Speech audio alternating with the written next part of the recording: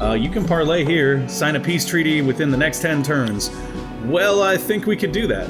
Hey, hi there. You guys look friendly. You want to be friend? Can we be friends?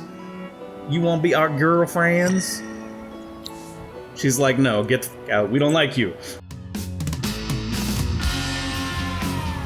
Let's get good. We are back with Endless Legend Inferno. We are playing as the Kapaku, and we are terraforming your neighborhood. Alright, so when we left off, we were working on our faction quest.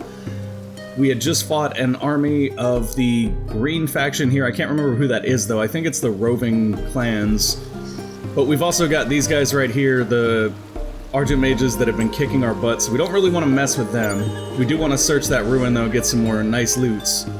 We'll probably pick up this stone soldier right here and bring him with us over to... Not enough movement points. That's where we'll take him to, is not enough movement points. No, I'm just kidding. We'll merge him with this army. And we're going to distinctly hope that we don't end up fighting these guys, because they will kick the crap out of us right now. We're going to walk over here to this other ruin, though, because we need it for our faction quest. And I think that's pretty much it. We have some production going in both of our cities, so that's all going great. When is our next election, just to be safe? Or our next empire plan? Sorry, I'm so used to playing ES2 now, guys, that I'm like, when's our next election? Okay, so 3 turns is our next empire plan, so we should be working towards influence right now. So we're going to go to our cities and slip everybody over into influence like we do right before the elections, or the empire plans. And then we're going to come over here and see if, yeah, we don't have the money yet to, or the access yet to purchase luxury resources. Normally what I'll do in situations like this, guys, is if I'm going to be focusing on influence like this, I'll go in and buy a bunch of dye. We would honestly like a source of dye for ourselves, but we don't seem to have one available. We have emeralds, we've got a little bit of gold here. Gold is great, that's a nice way to save dust. Unfortunately, I'm not seeing... There's another emeralds. Yeah, I'm not seeing any dye around us, which is unfortunate, because dye is one of the most useful luxury resources in the game. A steady rotation of dye, gold, and dust orchid will keep you flush in dust for the entire game. Okay, we'll go ahead and end our turn here. Everybody is focusing on influence. Everything is going the way that we want it to. We could be making some more terraformers and pushing terraforming a little bit more. But right now I'm more concerned with getting away from this group of Argent mages. Go, go, go, go, run! Good job. Get the hell away from there. You are not going to win that fight. Okay, so our squad is safe. I thought we had more units than this. Maybe I'm wrong. There's another stone sentinel down here. We're kind of using him as defense, though. Alchemy Workshop is available. Let's go ahead and grab that.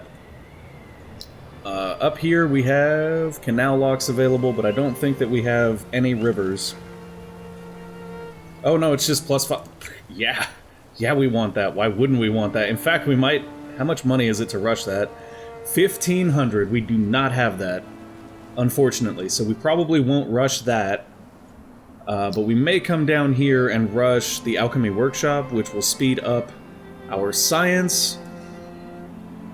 Or I suppose we could rush canal systems here, which will generate... That's a summer bonus, so that's not worth it either. We could rush the burrows. Honestly, I think we're going to sit on our money. We're trying to pick up a second hero right now. We just don't have very many great options at the moment, unless they refreshed them. How long? Exclusive for 5 turns. Sad news. We can double check again for that industry efficiency hero. We don't seem to have one. That's sort of unfortunate. There are totally other heroes you can use, they all do different things, every faction, but in my personal experience, you really want to lay on the Wild Walkers and the industry efficiency heroes. They just make a huge, huge impact. I believe that one of their skills is like minus to production cost on everything, you know, stuff like that, that's really powerful. Oh goody, we finished our research and I didn't have anything queued because I'm bad at life. Okay, so those guys are building things, that's fine. We need to queue up more stuff. How many techs do we need to get into the next era? We need about 5, I think. It's always weird to tell. I think it's... No, you have 4. Yeah, so we need 5 more techs. We can go through and pick up our faction-specific techs if we want to now. That's not ever a bad thing to to tech out in, but I feel like we'd get some advantages from a few other technologies here too, so we're going to take a second to look those over. The pillage technology is great. We definitely want that pillage technology. That's something that's going to allow us to interact with enemy faction extractors and things like that. That's always a useful thing to have. Next, I think we're going to come over here and grab... So we have extra production going, we have extra science and extra food coming in.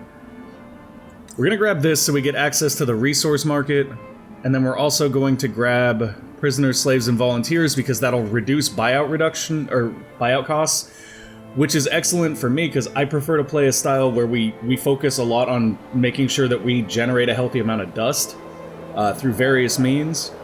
It would also behoove us to pick up Shipyard and Imperial Highways. Now you'll notice there's a ton of techs here that we haven't even touched. And that's not necessarily a good thing either. We would like to get into those techs. So here's where we have to play a little bit of a prioritization game. Let's look at the things we absolutely want first. We need the roads. Roads are great, they allow movement between your regions much faster. We need the roads. We also need the shipyards because otherwise we're stuck on our little island. What else do we need versus want? We need access to the luxury resource market. We don't just want it. What else do we need in this tier? Another minor faction assimilation slot is something that's good. I don't know if I qualify that as a need, though. We will need this military tech at some point, so we're going to go ahead and get that. Fire ships could be considered a need. They will allow us to be navally strong until the next era. How many techs do we have in queue? 4? I'm gonna pass on that though, and I'm gonna make my 5th tech that we need to unlock things the Golem Camp, I think. If I recall correctly, there's some later techs that make that Golem Camp quite nice.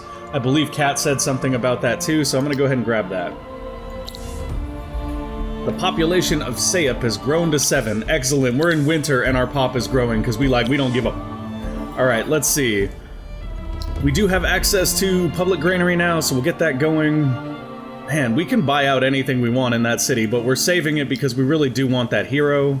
Another public granary here, and it looks like we may need to send some reinforcements up that way, so we're going to go ahead and take this stone sentinel and run him straight up here. It's going to take him 2 turns to get there, but it's more this guy is just not making me super comfortable. Although I guess we do have these guys as reinforcements, so as long as we move him first next turn, we'll have them as reinforcements to kill these guys, and then they can keep moving towards their quest. So that's the plan we're going to go with there. We do have some pearls to spend. The question is, what do we want to spend it on? This right here is quite good, guys. It really is. So what it allows you to do is trade 200 production and 10 pearls for 1 extra population per pacified village in the region. So if you have a lot of villages pacified in your regions, that's a big population boost. And for those of you who don't know, the number of boroughs that you can build, how far you can grow your city, is actually tied to your total population. So that helps you grow boroughs faster too. Now this right here is also nice, plus 10% science, immunity to winter vision penalties on city and regional buildings. Oh, provides immunity to winter vision penalty on weeks, so that's just vision penalties. Don't really care all that much about that. This is plus production in winter, which is great, but I'm also not super sold on that.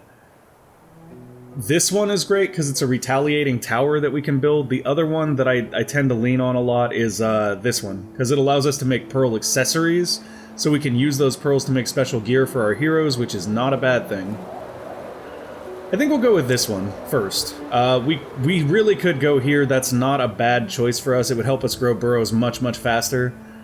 But I think we're going to go with this. The outside tier will not unlock until the 3rd winter. Actually, we're really close to an outside tier. We'll wait. Sorry, guys. I wanted to make sure we were doing the right thing there. Okay, end the turn.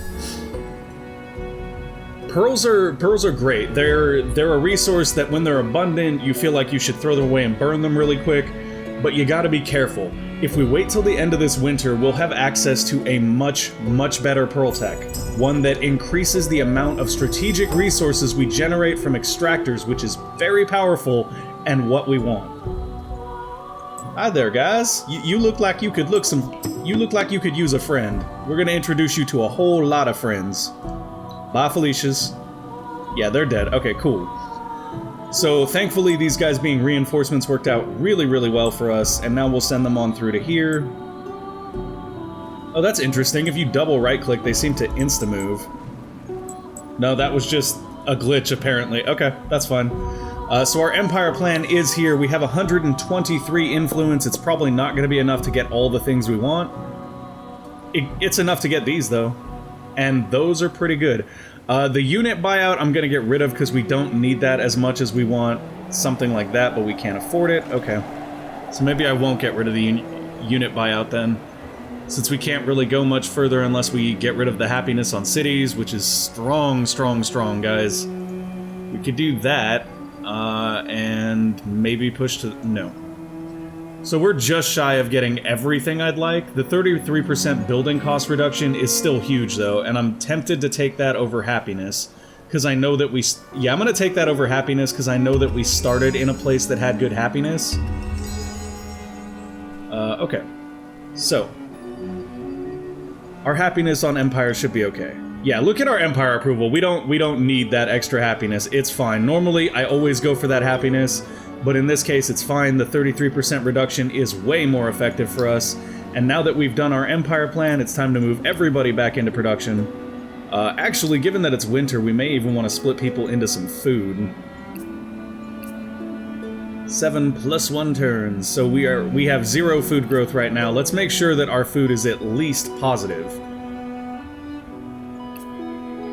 Yeah, that's fine. We'll just put 1 in there to make it positive. We're gonna come over here and put 1 into food just to make it positive, and then we'll let it go. We're not gonna get much population growth during winter, so I'm not gonna try to fight for something like that we just aren't gonna get. You can parlay here, sign a peace treaty within the next 10 turns. Well, I think we could do that. Hey, hi there. You guys look friendly. You want to be friend? Can we be friends? You want to be our girlfriends? She's like, no, get the f out. We don't like you. Okay, so we complimented them. That's a start. We are probably going to need some influence to get there. But until we even have the option, which is not right now, largely because of this. No way to put that at the front of our queue, is there? So this is one of the things about EL. This is actually the only thing about EL that I'm not super fond of, and that's that you can't, like, rebuild your queues. Like, there's no way to drag or drop the queues here, I don't recall. So basically, we need this for peace. I guess we'll just go like this. Add that in. Get rid of that. Get rid of that. Get rid of that. Get rid of that.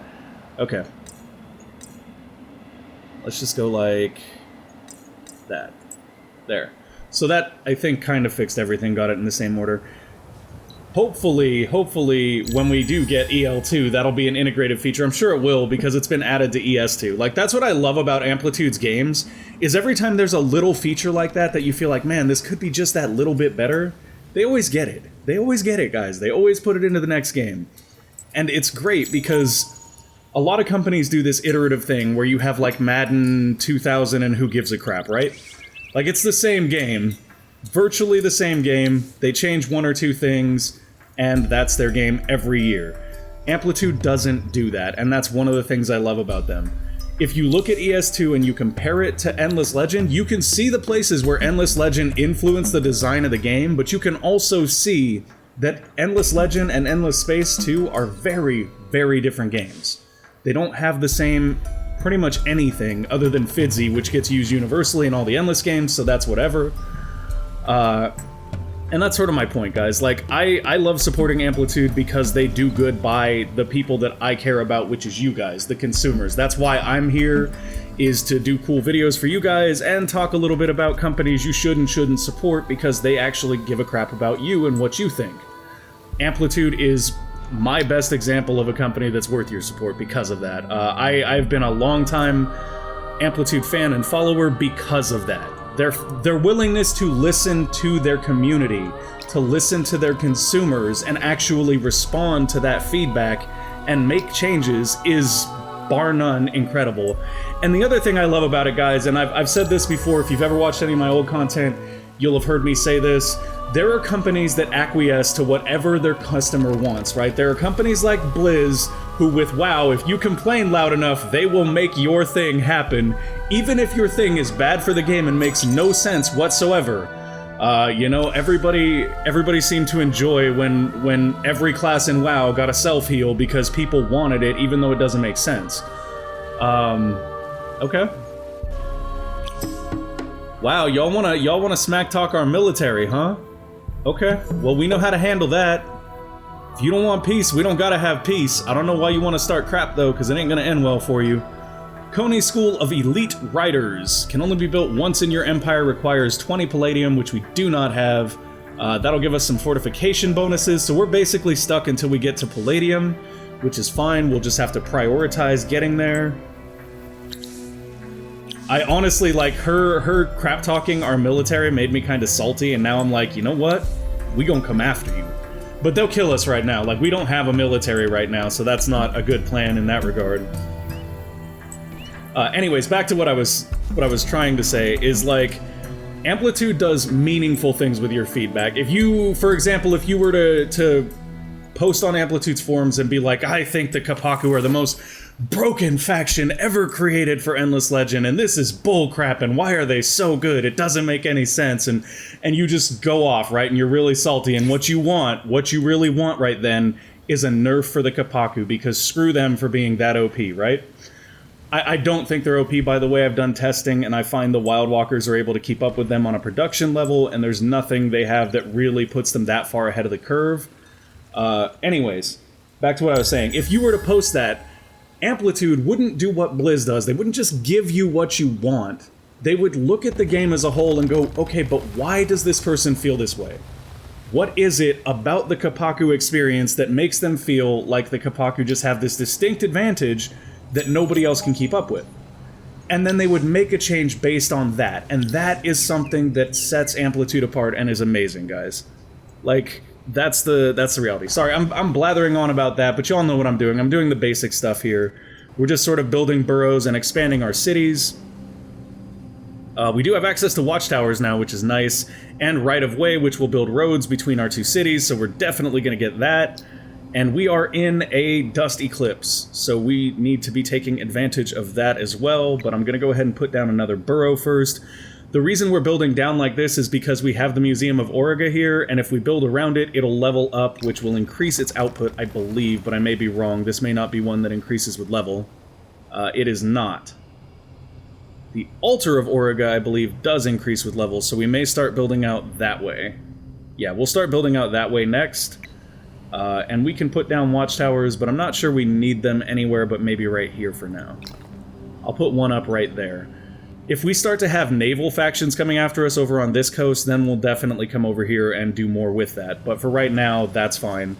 And we are on some lava flows, which is excellent, because as I understand it, these guys get great things from lava flows. Okay, let's go find some ruins. All the ruins, all the time. Do we not have a stone soldier floating around over here? Where did he go? Stone soldier. There he is. Something seems out of place. Investigate further and defeat any intruders. So we may lose this unit by doing this, but I'm going to try it anyway. Okay, we're done. Nope. Bye, Felicia. You win. We'll see you later. We can come over here now. We're not going to take on that Urses with just that guy. Like, he'll get wrecked. For those of you that don't know a lot about EL, the two minor factions that are really strong right off the bat are those Urses guys and also the Silix. Both of those minor faction units are incredibly strong right off the bat. And the Kazanji, I'm sorry, the Kazanji are the other ones. So you basically want to make sure... What? Can only be built once in Empire. Oh, well that makes a difference. Good job, good. You screwed up again. Okay, we'll put right-of-way in. That was an unfortunate mistake on my part, but it's not the end of the world. We'll be okay. Boroughs. So this is our city center. So if we want to grow this out, we're going to want to go either here, here, or here. If I haven't explained to the new viewers how leveling up cities works, so this is our city block, right? If we build things around this and we get 4 spots adjacent to it filled, this will level up to level 2. So what we do is we build in little bands like this. So I'll come over there and show you guys that one in a second. Let me go ahead and get some things running over here first. We want science and nope, we want that. That's a lot of output increase. So we'll go ahead and get that. Now I'll come down here and I'll show you guys what we try to build like. I'm trying to get a real good view of it so that I can explain, but I think that the best view... Why is it not doing that, like... Well, that's annoying. It's not doing the view that I'd like it to do to explain this. Let's turn the FIDs off.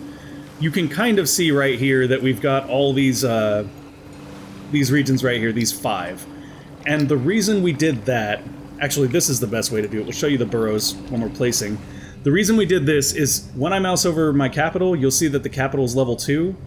But once we build 2 more right here, guess what happens? This one right here becomes level 2. So does this one. So basically what you want to do is you build in these rows like this of just 2 lines next to each other, and the reason why is as you build down, it'll keep leveling up your districts, and as they level up, they keep the happiness of your cities up. If you just build out randomly any way you want, what ends up happening is you run into a lot of happiness issues because people are like, what the hell? The city is just getting larger, it's not getting better. Essentially, that's what's happening. So we are making sure the city is getting better now, and that is all good. Alright, let's end the turn. Guys, if I ever blather on too much or I spend too much time explaining stuff, just let me know. I like to talk a lot about the game design, and I like to talk a lot about Amplitude because I love the way that they do game design. Come on game, you can handle it, we know. Good job. Okay, wait, we want to see that. Yep, everything's still building, that's fine. Over here. In one turn, we will have Diplomat's Manse, which will allow us to get peace treaties. So, oh, 10 Palladian. Hello, that's really nice, actually. And now that Rumbler wants to go. Look at that, see, they're actually stronger than our entire group. We may lose a lot here. Nope, the only thing we lost was the hero who came back to life. This is an important thing to note too, guys. Heroes have this ability called Last Stand that means unless every other unit in their group dies, they come back.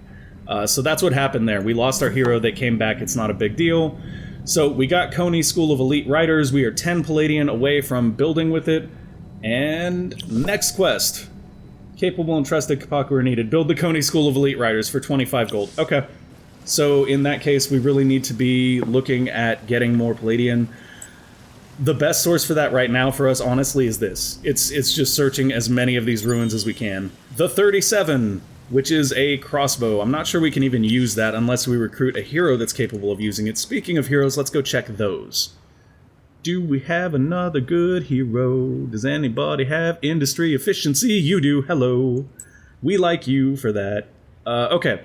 So this is actually a Kapaku hero, which I don't know what their production bonuses look like. They may actually, realistically, they may, because they're new, they may rival the Wild Walkers on their production capabilities. But I don't think so. Reduces the dust cost of retrofit by 25%, gives the hero the portable forge ability to allow army units to retrofit, and the hero to re-equip on enemy and neutral territory. That's really good, but that's for an army leader, and we're looking for a governor. Wow, and this guy's already got a point in army stuff. That's annoying, but whatever. So here we would get +1 production and +1 dust and +2 science on all volcanic terrain. That's really strong. +2 approval for city center and expansions on volcanic terrain that are level 2. Also really strong. Additional science, not bad. Additional resources. That's a dust eclipse bonus. Okay. I mean, this guy's doable. He has industry efficiency, which is really, really powerful. I'll go over that real quick. So the way that industry efficiency works is compared to a boost. Let's look at science boost. So science boost is +8 science per the hero's level, +1% science per the hero's level on city.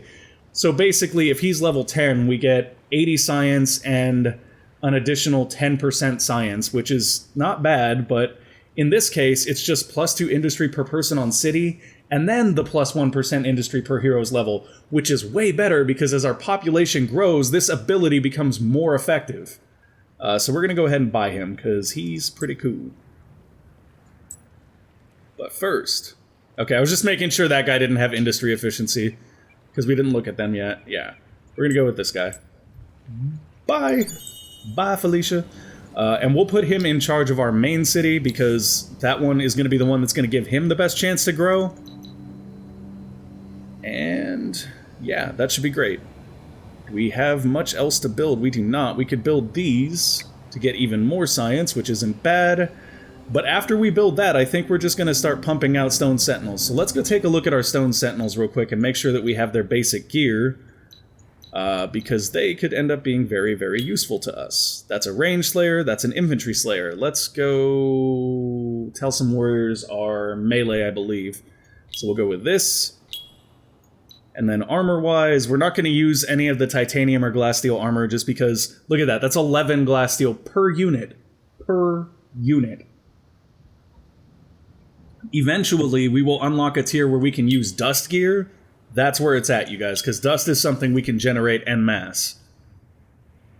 This is the one place where I will sometimes spend glass steel because I'll go for, like, improved initiative, but in this case, we're going to go with sharp sense and improved vision.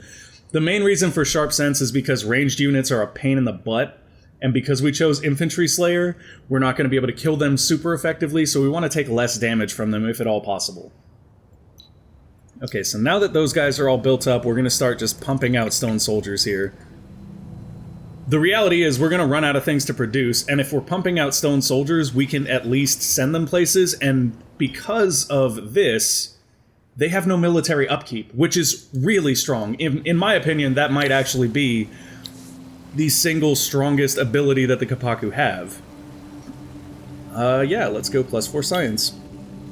See, this is what we save our titanium and glass steel for. +4 science, +4 dust per person on city. If we had some of the higher tier stuff, we could even get production, which is way better. But we don't have that just yet. Okay. You guys are to keep searching. It's going to take you 2 turns to get there. We have 3 turns left on the eclipse. That's fine. Go there. And you... Where are you going to go? Where you gonna go, son? Let's send him over this way, just because. And I want to look at our empire again. We have tons of titanium. We have a little glass steel. So we're actually, on our resources and stuff, we're actually pretty good. This is a very, very good start in comparison to some of the starts I've had where you have no luxury resources and you're just in trouble. Although I don't know if that happens with the Kapaku. I think they might have a starting bias where they start with a titanium and a glass steel every time, but I'm not sure, because they need them for these. Speaking of which, we should be terraforming. Oh my gosh, we should just send... Hold on, that's what we're going to do with this guy. We're going to send him in there, and we're just going to terraform their territory for them. We'll just go ahead and turn the Argent Mage's city into lava. And see how that works out for them. I don't think they'll like that very much. The main thing, though, to make that really effective is we need to figure out which spot is providing them with the most food, and then kill that. Unless we decide to be friends with them. If we decide to be friends with them, then we probably won't do that. Which is something we actually have a quest for, so we'll take a look at it. We did not pacify 8 villages and get tactical training. Which is sad, because that one's really good, actually. Peace! We wish for peace! What do you want? What will you trade us? Come on. Oh shoot, I didn't... They just... Nope. I was trying to do the thing that lets... Oh, that's in ES2, not in this. There we go, another one of those, guys. Okay, we will give you peace and... 10 grass silk, because I don't care. No? No grass silk, no interest? Let's see what they're most interested in. They seem to be most interested in titanium. And not that much, even. Yeah, they're not going to give us peace. Not right now. Okay, that was you guys' choice. Now we're going to terraform your neighborhood. Fomorians encountered. The fortress is composed of 1 citadel surrounded by 1 or several facilities. The content of the facilities will be revealed depending on the most advanced empire's era. Oh, hey, that's tell some warriors. We should probably not tangle with them. I think we're going to send a settler over here to settle this region in a second, too, because I think that we can get some good things out of here, too. We have 2 villages in there, which is nice, and they're Ursi's villages, which, like I said, that's a minor faction we would very much like to recruit. Do we actually have a harbor here now? Is that a thing? I don't think we do. I'm gonna go check our science real quick too, guys, because I want to make sure that we pick up these fireboats now. Although we'll be in the next era, we can pick up the artillery ships instead. I don't know if the artillery ships, like, they have long range, but I don't know if they're actually better for things than the fire ship is. Let's see. 45 attack, 18 initiative, 32 defense, 37 attack, 20 initiative, 24 defense, 74 damage. So they have a lot more damage and they have long range.